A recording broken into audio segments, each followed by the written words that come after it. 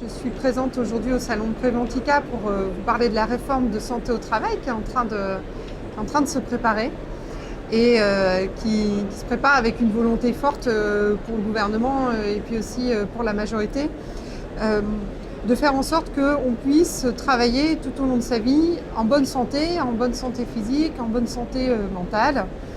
Parce qu'on a fait vraiment du travail en fait la pierre angulaire de notre projet d'émancipation sociale. Donc on veut qu'il y ait du travail, que chacun puisse accéder à un travail, mais aussi qu'ensuite il puisse le conserver en bonne santé. Et par rapport à ça, on a trois grands défis en fait qui se posent à nous. Il y a vraiment le défi du maintien dans l'emploi en lien avec le vieillissement de la population, parce que la population active vieillit.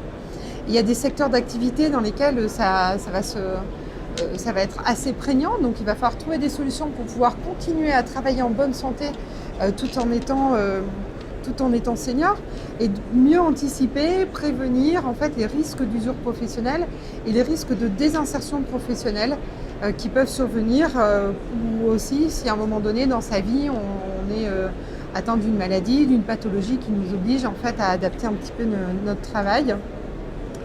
Et puis le deuxième défi, c'est vraiment celui des risques psychosociaux qui sont forts, qui sont en pleine croissance. On voit que finalement ces risques ils naissent dans les situations de travail et donc il va y avoir un vrai enjeu à réinterroger la façon dont on travaille, nos situations de travail, à permettre aux professionnels d'avoir des marges de manœuvre sur leur réalité dans le travail, à trouver du sens à ce qu'ils font. Et je crois que les nouvelles générations sont très en attente sur le sens et sur les valeurs au travail. Et donc, l'enjeu finalement de santé au travail répond aussi à ces questions-là et à la prévention des risques psychosociaux, à trouver de la qualité de vie également dans son travail. Et le troisième défi, c'est celui de s'adapter en permanence au changement, d'arriver à prévenir à garantir la santé des salariés, mais dans des contextes de changement qui vont être forts, qui seront de toute façon très présents en termes d'évolution technologique. On voit le digital qui rentre vraiment dans tous les métiers, qui vient modifier profondément les métiers. On voit l'intelligence artificielle aussi qui va nous donner des opportunités en matière de santé au travail, mais qui peut aussi comporter des risques dans la façon dont elle va venir s'imprégner aussi dans les façons de travailler. Donc voilà, ce sont, j'allais dire, les trois défis. Et par rapport à ça, notre volonté, en tout cas vraiment la volonté que je porte, c'est qu'on développe une force de frappe en matière de prévention, qu'on soit en capacité d'aider, d'accompagner les entreprises de façon très efficace, très pragmatique. Et pour cette force de frappe, on a vraiment besoin de développer les synergies entre les acteurs. Et c'est ce qui nous avait conduit à proposer cette solution de guichet unique de santé au travail qui permet de rassembler toutes les expertises et toutes les compétences en matière de santé au travail dans le champ de la prévention pour accompagner les entreprises, accompagner les salariés à mettre en place des démarches de prévention.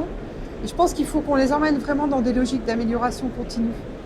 On a un enjeu très fort sur les TPE, PME qui ont du mal à s'outiller. C'est elles qu'il faut accompagner, il faut qu'on soit pragmatique, il faut qu'on simplifie les choses. La question du document leak, elle revient très souvent. Le document leak, c'est un outil qui est difficilement, dont les entreprises ont du mal à s'approprier, à en faire un vrai outil de prévention, de pilotage de leur démarche. Il faut qu'on puisse basculer vers un outil plus simple de plan de prévention dans lequel les branches professionnelles aussi viendraient aider et où les acteurs de la prévention de la santé au travail auraient un rôle d'ajustement et d'appropriation de bonnes pratiques sur cette base-là. Et de cette façon, je pense qu'on emmènera de façon plus proactive les entreprises dans ces sujets de santé, de qualité de vie au travail. Puis ça veut dire que la culture santé au travail, il faut qu'elle soit vraiment prégnante, il faut qu'elle soit partie prenante de la stratégie. Il faut qu'il y ait une volonté politique forte qui la soutienne et qu'ensuite les managers soient formés. Et ça va être un enjeu très fort de la formation. Formation à identifier les risques, mais formation aussi à concevoir les situations de travail en intégrant ces enjeux de santé au travail. Et puis le gros enjeu, enfin en tout cas le projet aussi dans la réforme de santé au travail, c'est le décloisonnement des acteurs.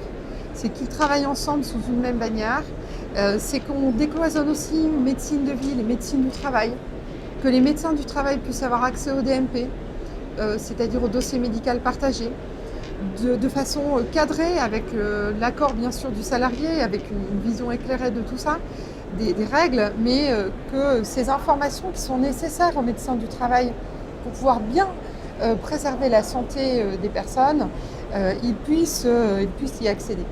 Donc voilà les grandes lignes. On est encore dans une phase de maturation de tout ça, et je pense que le dialogue, la co-construction, la réflexion participative sont des données très importantes. Les partenaires sociaux ont le sujet dans les mains, dans le cadre du GPO du COCT, jusque mi-juin, pour pouvoir rendre leur avis sur les sujets dont ils veulent s'emparer à travers une négociation. Et puis, de mon côté, je travaille sur une mission sur la santé au travail dans la fonction publique, et ça nous permettra de regarder ensuite les passerelles qui peuvent être faites entre la sphère du privé et la sphère du public. Comment est-ce qu'on peut embarquer aussi les travailleurs indépendants, les agriculteurs. Voilà, et puis on projette donc une réforme de la santé au travail pour 2019, donc pour peut-être, en tout cas le deuxième semestre, peut-être la fin 2019.